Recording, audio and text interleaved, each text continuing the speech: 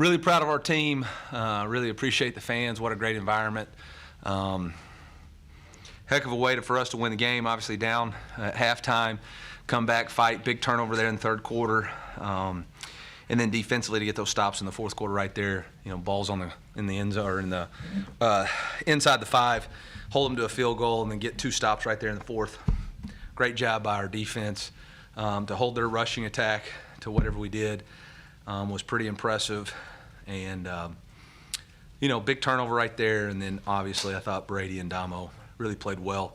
Obviously Luther had that big time touchdown catch, so really a complete team game, no turnovers, and had to have it, and we got it done. So really proud of our football team. You know, anytime you're playing for a trophy and you can get it back and you didn't have it before, it's a big time deal for us. And so with that, I'll open up for questions.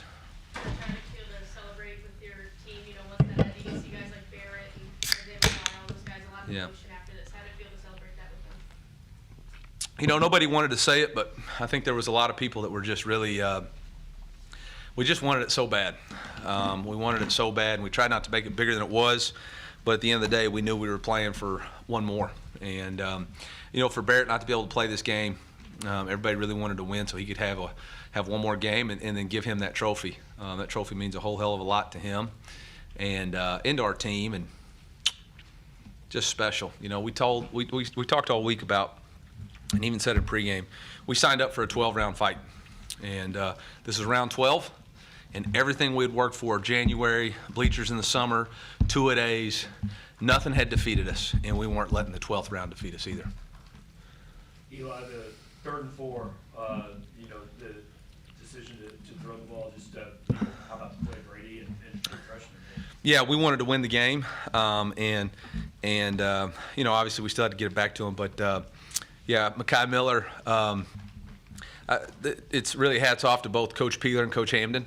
They talked all week about with Barrett being out, that's kind of his route, and they said all week that Mekhi was going to be the best option, and he had a couple of stumbles on Tuesday's practice with it, and I kind of questioned him, and they said no, he's going to be the guy. He's going to get it done, and he had to make a heck of a catch, and he knew what to do with it, so really proud of him. I mean, does that play call say something about Brady's growth? Is that something you do in week 2 or 3 of this season? I don't know, but we did it today, and we did it a couple of times on big-time 3rd downs, and, you know, it was a lot of fun out there tonight. Eli, Brady's been through a lot this year. What does it mean for him to have this kind of game in this setting after just for him to play one of his best games right now? Yeah, he's played really good football the last 7, 8, 10, 12 quarters, and he's continued to grow and develop, which is the name of the game. And you know, he didn't flinch. Obviously, his rushing ability is really what separated us this game and gave us a chance to win. And so, yeah, really proud of him.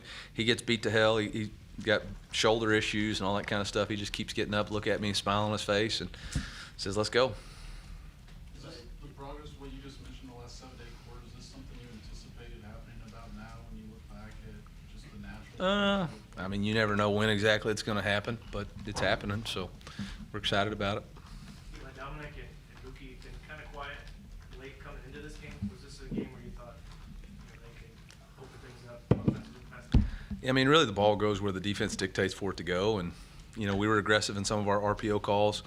I thought Bush did an excellent job getting us into some really good plays, and, you know, our quarterback really trusted it, and, you know, Jeremy, if you could turn your cell phone off in a press conference, stinking brother comes in a press conference. I mean, come on, man. It's my time, not yours, all right? But, yeah, really, it's just the ball, you know, the defense dictated. We felt like we had a couple of matchups there, and we took advantage of them. Well, it seemed like there was a point in the second half where there was a real shift in the play of the defense. What did you think caused that shift, and what impressed you that way when you played? Well, you know, really it was in the first half we were stuffing the run, and they'd get a big first down and kind of tempo us, and we felt like if we could get them behind the sticks, our pass rush could get there. I know Isaiah had some really big pass rush, and so we kind of had confidence all game that we weren't really playing that bad defensively. We just missed in a couple of situational plays. Coach seemed to know when to run tonight. He did a good job, and every time he seemed like he did run, he picked up positive yardage. I mean, is that just normally him, or? I mean, I think he's just developing confidence in who he is. Obviously, the last one was a little bit disappointing because he ended up taking a sack, knocking us out of field goal range. But, I mean, I thought for the most part he played the game the way it's designed to play, and he's comfortable, and he has confidence. When you have confidence, you make plays. Was this, you alluded to it a little bit, but was this your most complete game of the season? Both sides of the ball? Yeah, against a quality opponent in the SEC, absolutely. You know, it honestly felt like a little bit like the Georgia game. And then I felt like our energy and intensity in both sides of the ball playing really well, and just, you know, it was time for us to finish. And I think the big thing was we weren't spending, you know, I look back at some of these games, we were spending so much energy and effort to dig ourselves out of the hole. When you look at whether it was Kentucky or Auburn or Georgia, or not Georgia, or Florida, we were constantly digging ourselves out of the hole. When you look back to the similarities between this game and maybe the South Carolina game, it was we were able to play with a lead and some confidence and have some left in the tank at the end. Eli, go back to that third forward play to clarify. You knew for sure that was going to be the play, but it was just about who was going to run the route. No, I mean, we knew the play call was going to be what that route was. We knew going into the game that route was called for Mackay. He'd been practicing it all week. But when we game plan third downs, like the first target is always this guy. You know, for third down, it's third and Bannister, so we always normally put Barrett on our first read. And on this one, Barrett's out, and so we were like, who's going to be the guy? So Mackay had already caught that play twice earlier in the game. We just didn't motion to it. We lined up in it. We knew we were getting pressure. He was one-on-one versus 17, and that's a good matchup. How helpful was Barrett when he's stuck on the sideline? Crud, that sucker's coaching his butt off, man. Put him on staff. This game, recruiting, region, got to mean a lot to get the win. I saw Jacory Love here today from Olathe. Yeah, I can't mention any specific recruits, but I will say the momentum for our program is really good. We had a commitment yesterday. We got a commitment today that I haven't had a chance to send out the bat signal, so I'll do that when I get in there. And then we got a win today. So, you know, now it's going to be a sprint to signing day to continue to build the momentum, figure out where we're going bowling. And at some point I got to buy Christmas gifts and a birthday gift for my wife. So we'll figure it all out. You know, when you go for too early in the third quarter, Yeah. and don't get it, I'm sure that's what the chart says to do. Are you kicking yourself at all later when they're within two? No, I mean, we knew this game was going to be a scoring game, so you know you can either be up 5 or up 7. We figured what was the difference in 6, so it didn't bother me. We had to make a play to win the game regardless. So. Eli, you mentioned the 2 sacks from Isaiah. Like, what has he meant to this team as of late as a pass rush force? He's a force now. He's a force up front. For him to come back after an AC separation and put his teammates first, put this team first, put this rivalry first, put this state first, instead of saying, well, I've had a really good year and I could opt out and save for the NFL and all that. He didn't even flinch. He said, no, I'm in. And he didn't really practice the first 2 days in a green jersey, and then boy, Wednesday, Thursday, he really went after it, and it showed up tonight. So kudos to him for putting Mizzou first, man, and putting this brotherhood. So he separated his shoulder in last week's game? Yeah, AC joint. Is that a bowl cigar there?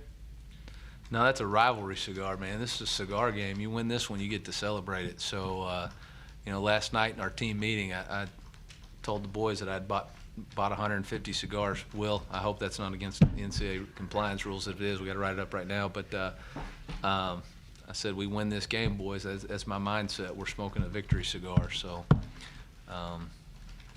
yeah. And it's good too, man. It's actually not a great cigar, but it's the best one I've ever had. So, no, I'm not. My wife's back there. Okay. Oh, here we go again. You're already putting your hand in my pockets. All right. Eli, what did you kind of see from Martez, especially in his last home game, being hometown graduate, everything like that? What did you kind of see from him, and what did Dalen kind of prove to you that he's kind of the future of that position? Yeah, I mean, Martez's passion and energy and grit, determination. I mean, he's what college football is about. He's why you choose to play at home. He's why you choose to play for Mizzou and represent Mizzou. And he's accomplished a lot of great things here, and we look forward to him chasing his second dream in the NFL. And, Yeah, Dalen Carnell's a big-time player. Big-time players make big-time plays in big-time games, and we needed it, and he stepped right up. You talked a little bit about Brady Cook using his legs. What did you think of some of the throws he made in the first half? You had a couple of deep completions, and what kind of stood out about his arm? Yeah, I mean, I thought he did a great job of pushing the ball down the field and really kind of helping us soften him up early. And then, we had one that we let some leakage through in protection, but he did all the right things. Were you more aggressive today in the passing game than you have been this season, or would you say it's the same? No, I definitely think we were more aggressive today. I think, I'm not trying to throw shade on anybody, but they're ranked 100 and something in pass defense, so it wasn't like we weren't going to have to go after them. I mean, that was our best matchup, and we felt like we could hold up front, and felt like our wide receivers were good, and Coach, what went right in those first 6 or 7 series where you guys got points, and then what kind of didn't go so right in the last quarter? Well, we were completing third downs. We were running the ball. The last couple of drives, we just, we had one right there where, again, we had a shot. We ended up taking a sack where the dude's wide open. We let some leakage through, and uncharacteristic of a couple guys. But I think it was just nature of the game, ebbs and flows. I got to watch tape. I don't know, man. So that's some in-depth analysis right there. I don't know if I'm ready for that. You like to give the bowl preference? Yeah, good one. Anything else, Coach? What are our options? Things like 6. That we could go to all 6? Theoretically? What do you think? What do y'all want to go? Vegas. Me too. That's what I was hoping y'all would say. What's it gonna take for you to buy us? Huh? What's it gonna take for you to buy us? If we go to Vegas, I'll buy y'all all cigars, yeah.